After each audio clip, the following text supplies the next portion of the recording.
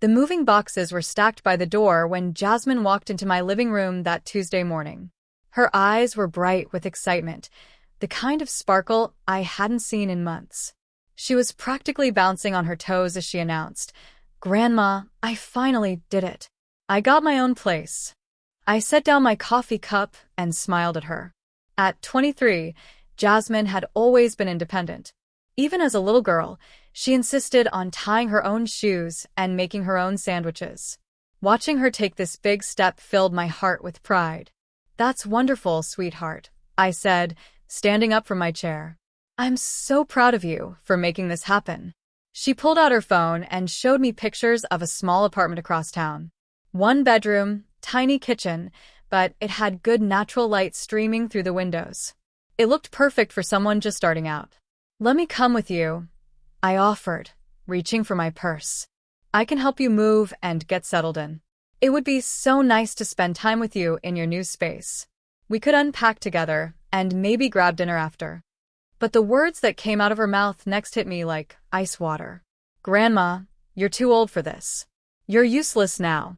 Just sit down and relax, okay?" She laughed as she said it, but there was something sharp in that sound. Something that cut right through me.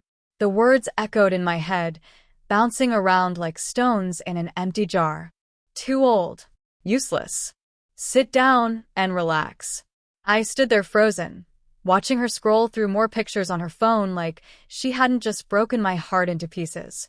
My chest felt tight, and I could feel tears starting to build behind my eyes. But I didn't let them fall.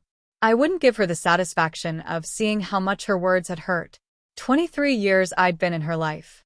23 years of school pickups, scraped knee bandages, homework help, and bedtime stories. 23 years of being the one she called when she needed something. And now I was too old to help her move some boxes. I slowly sat back down in my chair, my hands shaking slightly as I picked at my coffee cup. "Of course, dear," I managed to say. "You're right. You can handle it yourself." She didn't even look up from her phone when she said goodbye and left. But what would she do when she found out just how wrong she was about me? The days that followed felt different. Heavier somehow. I went about my usual routines, morning walks, afternoon tea, evening news, but Jasmine's words kept playing in my mind like a broken record. Too old. Useless. I had always prided myself on staying active and independent. At 71, I still drove myself to the grocery store, maintained my own garden, and managed all my finances. I wasn't some fragile old woman who needed help getting around. But apparently, that's how my own granddaughter saw me. The phone calls that used to come every few days stopped completely. Jasmine, who once shared every detail of her life with me, had gone silent. No updates about the move, no complaints about her new neighbors, no requests for my famous chocolate chip cookie recipe. I found myself looking at the phone more often than I'd like to admit, waiting for it to ring. But it stayed quiet. The silence stretched between us like a growing canyon, and I couldn't figure out how to cross it. Part of me wanted to call her first, to apologize for whatever I had done wrong. But another part of me, the part that still stung from her cruel words, refused to give in. Was she really avoiding me, or was there something she wasn't telling me? 3 weeks passed before I saw her again. She showed up at my door on a Sunday afternoon, looking tired. Her usually bright eyes seemed dimmed, and there were dark circles underneath them that makeup couldn't quite hide. She'd lost weight too, I noticed, though she was already thin to begin with. "Hi, Grandma," she said, stepping inside without her usual energy. No hug, no excited chatter about her new life. Just a quiet greeting and slumped shoulders. We sat in the living room, the same spot where she'd announced her move just weeks earlier. But the atmosphere was completely different now. Where there had once been excitement and joy, now there was an uncomfortable tension that neither of us seemed to know how to break. She kept checking her phone, typing quick messages with frowning concentration. When I asked about the new apartment, she gave short answers. "It's fine. Still getting used to it. Neighbors are quiet," but I could see through the facade. There was something she wasn't telling me. The way she avoided eye contact, the nervous way she fidgeted with her phone, the heaviness that seemed to follow her like a shadow. The confident young woman who had called me useless was gone, replaced by someone who looked overwhelmed and stressed. But was she really avoiding the truth? Or was there something deeper going on that she couldn't bring herself to share? Over the next few weeks, a pattern emerged. Jasmine would visit, but the conversations were strained and brief. She'd ask about my health, comment on the weather, and then find reasons to leave early. But I started noticing things she probably thought I missed. The way she glanced longingly at the leftovers in my refrigerator. How her phone would buzz with what looked like bill notifications, making her face tighten with worry. The fact that she'd stopped talking about going out with friends or buying new clothes or any of the things she used to love. One afternoon, while she was in my bathroom, I noticed her wallet sitting open on the coffee table. It was practically empty, just a few dollar bills and what looked like maxed-out credit cards. The sight made my chest ache, not with satisfaction, but with genuine concern for her well-being. When she came back, she quickly closed the wallet and shoved it into her purse. "I should probably get going," she said, avoiding my eyes. "Early morning tomorrow." But it was Saturday, and she'd already told me she had the weekend off. The lies were getting easier for her to tell and harder for me to ignore. I watched her rush toward the door, and I could see the quiet desperation she was trying so hard to hide. What would she do when the weight of her own pride became too much to carry? The breaking point came on a rainy Thursday evening. I was making dinner when I heard a soft knock at my door.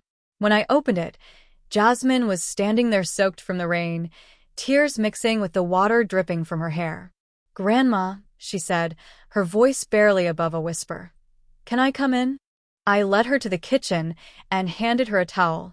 She sat at my small table, the same one where she used to do homework as a teenager, and stared down at her hands. The confident young woman who had dismissed me as too old and useless was nowhere to be seen. "I'm having some trouble with money," she finally admitted, still not looking up. "The apartment is more expensive than I thought, with utilities and groceries and everything else. I'm barely making it." I poured 2 cups of tea and sat across from her, waiting. Sometimes the best thing you can do is just listen, and I could see she had more to say. "I picked up extra shifts at work, but it's still not enough. And I can't ask my parents because they'll just say I should have stayed home longer to save money." She looked up at me then, and I could see the exhaustion in her eyes. "I don't know what to do, Grandma. I feel like I'm drowning." But what would she say if she knew I had been watching this unfold, waiting for exactly this moment? I sipped my tea slowly, studying her face.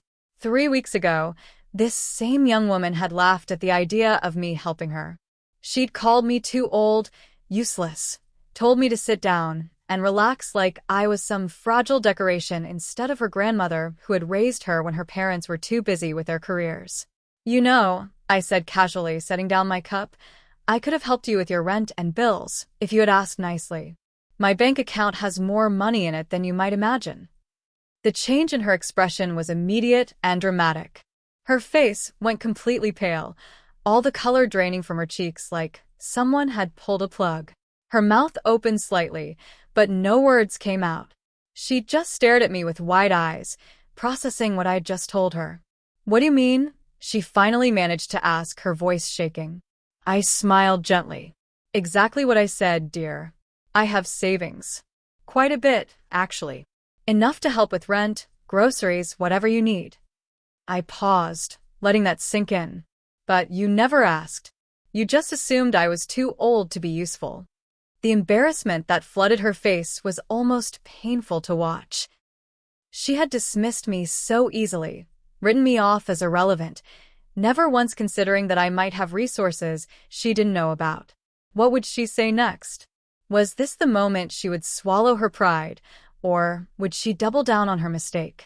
Jasmine sat frozen for what felt like hours, but was probably only minutes. I could practically see the wheels turning in her head as she processed this new information.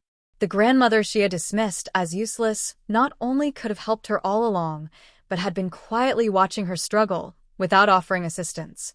I had no idea," she stammered, her hands trembling slightly around her teacup. "You never mentioned having savings. You never asked about my finances," I replied calmly. Just like you never asked if I might actually be helpful with your move. You made assumptions, sweetheart, about my capabilities, about my worth, about what I might have to offer. The truth hung between us like a bridge she wasn't sure she was brave enough to cross. I could see her pride warring with her desperation, her embarrassment battling her need for help. This was the same girl who had once told me she could handle everything by herself, who had laughed at the very idea of needing her old, useless grandmother. "How much?" she asked quietly. "Enough," I said. "More than enough to cover your rent for several months, help you get groceries, maybe even build up a little emergency fund." Her face crumpled then, and the tears she'd been holding back finally started to fall. But I wasn't ready to comfort her yet. This lesson needed to sink in completely before I offered my hand to pull her out of the hole she'd dug. How far would I let this lesson go before I took action? I watched her cry quietly into her hands, and I felt something shift inside my chest. Not satisfaction exactly, but a sense that justice was being served. The girl who had been so quick to dismiss me was finally understanding the weight of her words and actions. "I'm sorry, Grandma," she said through her tears. "I'm so sorry for what I said. I was excited about moving out and being independent, and I guess I wanted to prove I didn't need anyone's help." "But you did need help," I pointed out gently. "You just didn't want it from me." She nodded, wiping her eyes with the towel I'd given her earlier. "I thought I had everything figured out. I thought independence meant doing everything alone, never asking for support. I was wrong about so many things." I could see the genuine remorse in her face, but I also knew that words were easy. Change was harder. She had learned something important today, but would it stick? Would she remember this feeling the next time she was tempted to dismiss someone because of their age or appearance? "Pride can be expensive," I said, standing up to refill my teacup. "Sometimes it costs more than we can afford." She looked up at me then, and I could see understanding dawning in her eyes. The lesson was sinking in, but I wasn't quite ready to let her off the hook. Would she now admit her mistake completely, or would pride still stand in her way? Over the next few days, Jasmine called me twice. Not to ask for money, which surprised me, but to apologize again and to ask if we could spend time together. She wanted to take me to lunch, to make up for the weeks of distance she'd created between us. But I wasn't ready for that yet. "I think you need some time to really think about what happened," I told her. "And what you want to do about it." I could hear the disappointment in her voice when she agreed. Part of me felt guilty for drawing this out, but another part of me knew this was necessary. For too long, I had been too quick to forgive, too eager to smooth over problems without making sure the lesson was truly learned. A week later, she showed up at my door again. This time, she looked different. More determined, less desperate. She was carrying a small gift bag and wearing an expression I couldn't quite read. "Grandma, can we talk?" she asked. "Really talk this time?" I invited her in, and we sat in the living room. She handed me the gift bag. Inside was a small potted plant, a succulent that didn't require much care but would bloom beautiful flowers if tended properly.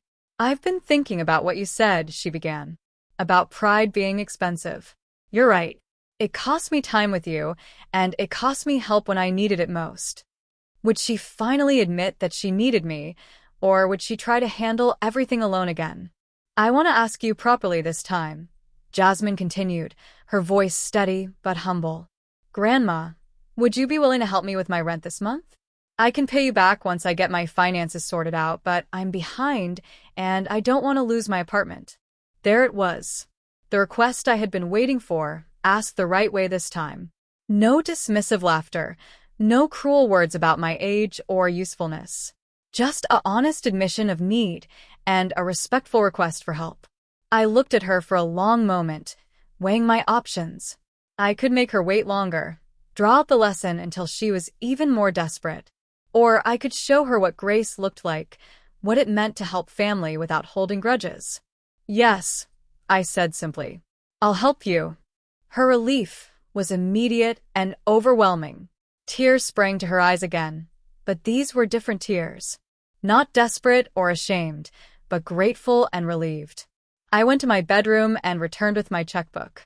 I wrote out a check for twice her monthly rent, enough to catch her up and give her a buffer for next month too. When I handed it to her, she stared at it like she couldn't believe what she was seeing. "Grandma, this is too much," she protested. "I only need help with this month." "Take it," I said firmly. "Consider it a loan if that makes you feel better. But I won't have my granddaughter worrying about having a roof over her head." Would this lesson last, or would she forget once she was back on her feet? The days following were different between us. Jasmine didn't disappear again like she had after moving out. Instead, she called every few days to check on me, and she visited twice that week. Not because she needed anything, but because she wanted to spend time together. She helped me with small tasks around the house, things I could have done myself, but appreciated the company while doing. We weeded my garden together, organized old photo albums, and she even asked me to teach her how to make my famous pot roast. "I never realized how much I enjoyed cooking until I had to do it for myself," she said, carefully chopping vegetables the way I showed her. "Takeout gets expensive fast, and it's not nearly as good as home-cooked food." I watched her work, seeing glimpses of the little girl who used to stand on a step-stool beside me in this same kitchen, eager to help with whatever I was making. But now she was here by choice, not just because her parents had dropped her off while they worked. "Your great-grandmother taught me this recipe," I told her, showing her how to season the meat. "And now I'm teaching you." That's how traditions survive, by being passed down through the generations. She nodded seriously, like she was understanding something deeper than just cooking techniques. Would she continue to value these moments, or would life pull her away again once the novelty wore off? 3 weeks after I'd helped her with rent, Jasmine surprised me with a phone call. But this time, she wasn't asking for money, or even apologizing again. She was asking for advice. "Grandma, I'm having trouble budgeting," she said. "I want to make sure I don't end up in the same situation again. Could you help me figure out how to manage my money better?" This was exactly what I had been hoping to hear. Not another request for a handout, but a genuine desire to learn and improve. We spent an hour on the phone going over her income and expenses, identifying areas where she could cut back and places where she might be able to save. "I had no idea how much I was spending on little things," she admitted. "Coffee, snacks, impulse purchases. It all adds up so quickly." "That's the hardest part of financial independence," I told her. "Learning to distinguish between wants and needs, and finding ways to enjoy life without spending money you don't have." She took notes during our conversation, asking thoughtful questions and really listening to my suggestions. This wasn't the same young woman who had dismissed me as too old to help with moving boxes. This was someone who recognized wisdom when she heard it and valued the guidance I could offer. By the end of the call, she had a workable budget and a plan for building an emergency fund. But more importantly, she had learned to see me as a resource instead of a burden. Would she be able to stick to her new budget, or would old habits creep back in? A month later, Jasmine came to visit with a small envelope in her hands. She looked nervous but determined as she sat down across from me in my living room. "What's that?" I asked, nodding toward the envelope. "It's the first payment toward what I owe you," she said, sliding it across the coffee table. "I know you said to consider it a loan, so I want to pay you back properly." Inside the envelope was $200 in cash and a handwritten note. The note was what made my heart swell. It wasn't just a thank you, but a real apology, the kind that showed she understood not just what she had done wrong, but why it had hurt me so deeply. "Grandma," she said, watching me read her words, "I want you to know that I've been thinking about what happened, not just the money part, but everything. The way I treated you, the things I said. I was selfish and thoughtless, and I'm truly sorry." Her voice was steady, not desperate like before, but mature and sincere. "I realized that I had been taking you for granted for years, not just that day when I was moving. I always assumed you'd be there when I needed something, but I never thought about what you might need or how you might feel." The apology was heartfelt, but more than that, it showed real growth. She hadn't just learned to ask for help politely, she had learned to think about our relationship from my perspective too. Would she be patient enough to prove she had truly changed, or would this just be temporary guilt?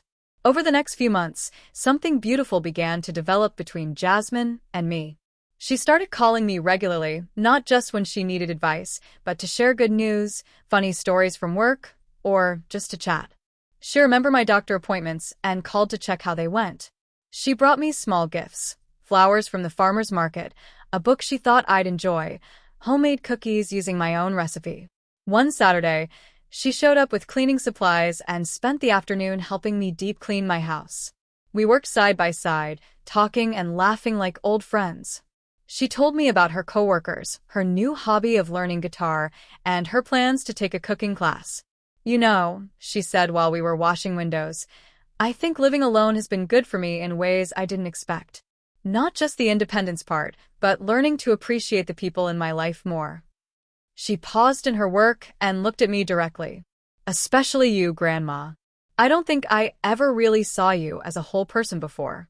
I saw you as my grandmother, someone who was supposed to help me and love me, but I never thought about your own dreams and experiences and wisdom. The respect in her voice was genuine, and it warmed something deep in my chest that had been cold since that day she'd called me useless. But would she ever fully realize the extent of what I had been trying to teach her through all of this? 6 months after that difficult conversation in my kitchen, Jasmine and I were having lunch together when she said something that caught me completely off guard. Grandma, I've been wanting to ask you something, she said, setting down her sandwich. How did you know to wait? How did you know not to help me right away when you could see I was struggling? I smiled, impressed by her insight. What makes you think I was waiting? Because you're not cruel, she said simply. And you love me. If you had just wanted to punish me, you would have told me about the money that first day and made me feel awful. But you waited until I was ready to really hear the lesson. You let me figure out on my own that I needed to change. She was right, of course. I had been teaching her, not punishing her. There's a big difference between consequences and cruelty, and I was glad she could see that distinction now. Sometimes the best gift you can give someone is letting them learn from their mistakes, I told her. If I had rescued you immediately, you would have learned that there are no real consequences for treating people badly. You might have done it again. She nodded thoughtfully. I probably would have. I might not have learned to budget or become more responsible or... She gestured between us. Learn to really value our relationship. The lesson was complete, and she understood it fully. But was I ready to finally let go of the past, or was there more to this story? As winter turned to spring, I watched Jasmine continue to grow and change. She got a small promotion at work, started taking a night class to learn new skills, and even began volunteering at a local senior center. When she told me about the volunteering, I couldn't help but smile. What made you choose that particular volunteer opportunity? I asked. She looked a little embarrassed but pleased. I realized I had some pretty terrible assumptions about older people, she admitted. I thought I knew everything, and that anyone over 50 was out of touch and irrelevant. But you proved me wrong, and I wanted to learn from other people who might have wisdom I'm missing. The volunteers helped with everything from teaching computer skills to organizing social activities. Jasmine told me stories about the people she met there. A 78-year-old woman who had started her own business at 65, an 82-year-old man who was learning Spanish, a group of women in their 70s who had formed a hiking club. They're all so active and interesting and smart, she said. I can't believe I used to think getting older meant becoming useless. These people are amazing. It warmed my heart to see her expanding her worldview, learning to value people for their character and wisdom rather than making judgments based on age. The lesson I had taught her was rippling out into other areas of her life. Would she continue to grow, or would she falter when life threw new challenges at her? One evening in late spring, Jasmine called me with excitement in her voice. Grandma, I have news. I got offered a new job. It's a big step up, more responsibility, better pay, everything I've been working toward. I congratulated her, but I could hear something else in her voice, uncertainty. Maybe even fear. What's the catch? I asked gently. It would mean relocating, she said. About 3 hours away. It's a great opportunity, but it would mean leaving everything familiar behind. Leaving you. We talked for over an hour about the pros and cons, the opportunities and risks. She had clearly thought it through carefully, weighing not just the career benefits, but also the personal costs. The old Jasmine would have made this decision impulsively, thinking only about her immediate wants. "What does your gut tell you?" I asked finally. "That I should take it," she admitted. "It's scary, but it's the kind of challenge that could really change my life for the better. I just don't want you to think I'm abandoning you after we've gotten so close again." I smiled, even though she couldn't see it over the phone. "Sweetheart, the fact that you're even considering my feelings shows me how much you've grown. Take the job." This old grandmother isn't going anywhere, and 3 hours isn't the other side of the world. But would she be able to maintain the lessons she'd learned when she was on her own in a new place? The day before Jasmine was supposed to leave for her new job, she came over for dinner. But this time, she was the one doing the cooking. She had planned and prepared a complete meal using recipes I had taught her, wanting to show me how much she had learned. We sat at my kitchen table, the same place where she had broken down and asked for help 9 months earlier, but everything was different now. She was confident but not arrogant, independent but not dismissive, grateful without being overly apologetic. "I want to thank you," she said over dessert. "Not just for the money that helped me through a rough patch, but for the way you handled everything. You could have just written me off after what I said, or helped me immediately and let me think my actions didn't have consequences.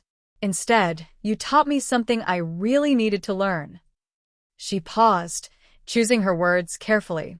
"I learned that independence isn't about rejecting help or thinking you're better than other people.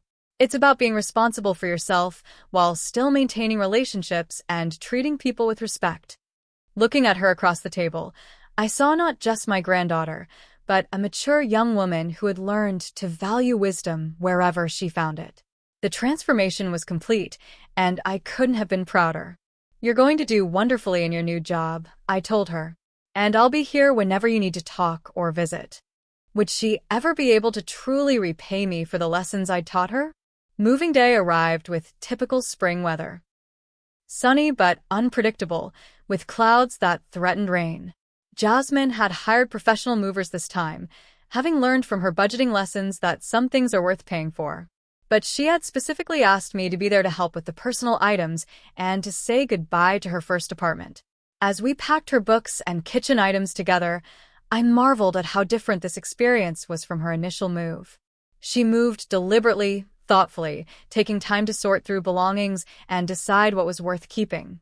She asked for my opinion on several items, valuing my perspective rather than dismissing it. "I can't believe how much stuff I accumulated in less than a year," she said, holding up a gadget she'd impulse purchased months earlier. "I'm definitely more careful about what I buy now."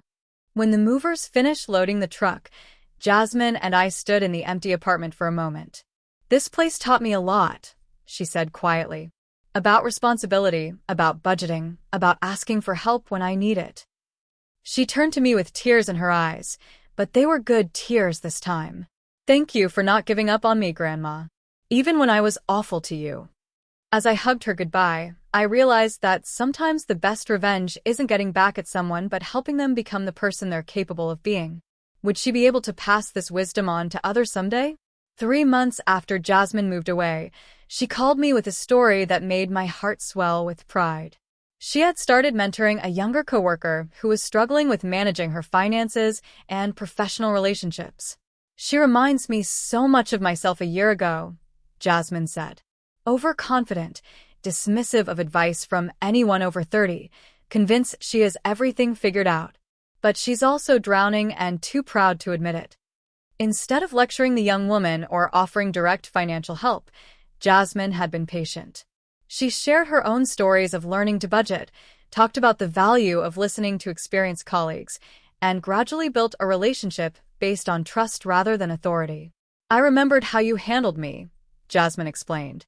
"How you didn't just rescue me immediately or write me off completely. You found a way to teach me that preserved my dignity while still helping me learn." Her coworker was beginning to ask for advice about money management and career planning, just as Jasmine had eventually come to me. The cycle was continuing, wisdom being passed from one generation to the next, but with kindness rather than judgment. "I think I'm finally understanding what you meant about how traditions survive," Jasmine said. It's not just recipes and techniques. It's ways of treating people, ways of solving problems, ways of caring for each other. Would she be able to continue this patient approach when tested by difficult situations? A year after Jasmine had moved away for her new job, she surprised me with a visit. She looked healthy and confident, with a glow that comes from being truly happy with your life. Over dinner, she filled me in on all the details I had missed from our phone conversations. The new job was going even better than expected.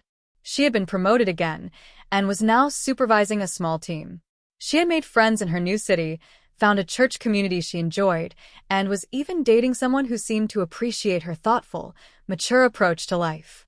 "I keep thinking about the lessons I learned that year," she said. "Not just about money and responsibility, but about how to treat people, especially people who are different from me or have different life experiences." She told me about advocating for an older colleague who was being pushed toward retirement, about listening to a teenage intern's ideas instead of dismissing them, about treating service workers and janitors with the same respect she showed her boss.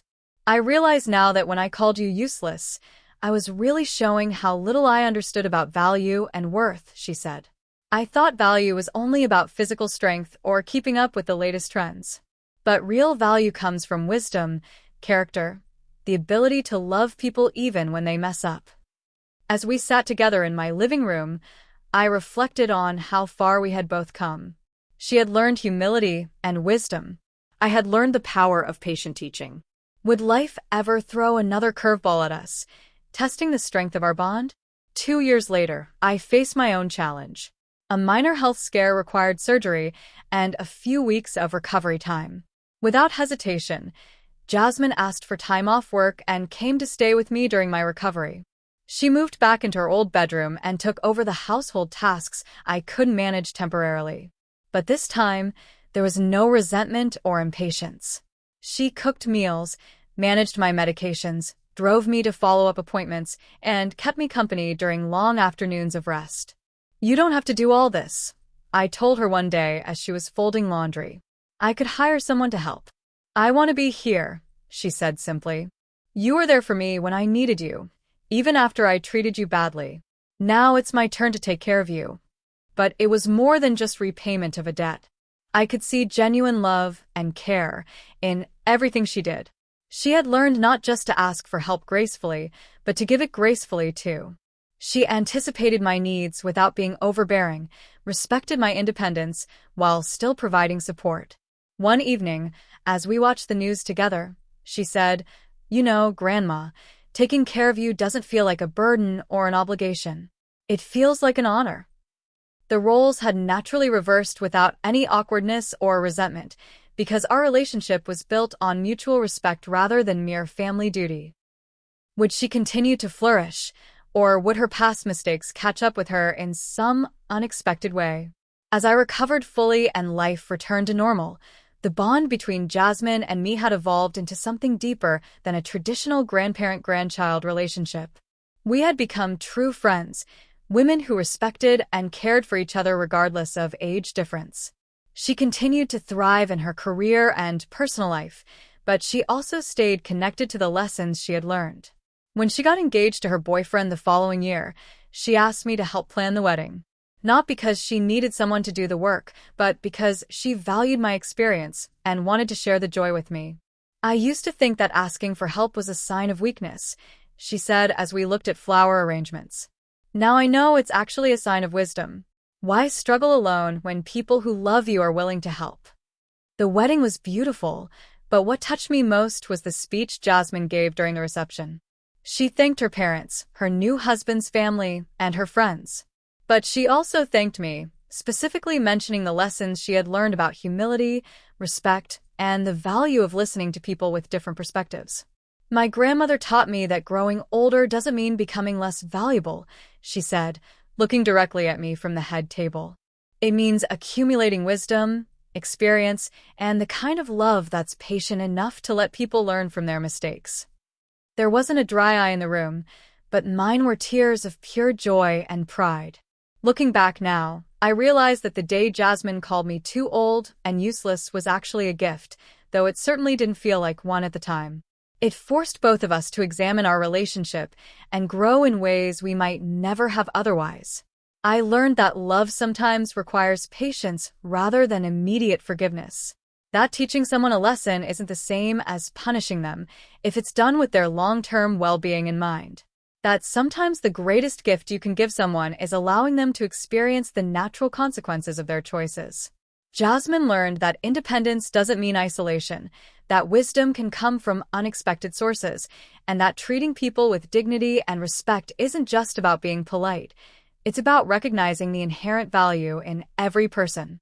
Our relationship now is built on mutual respect, shared experiences, and genuine affection rather than obligation or expectation. She calls because she wants to talk, visits because she enjoys my company, and asks for advice because she values my perspective. The money I gave her that difficult evening was repaid long ago, but the real treasure from that experience can't be measured in dollars. It's in the woman she became, the relationship we rebuilt, and the wisdom we both gained.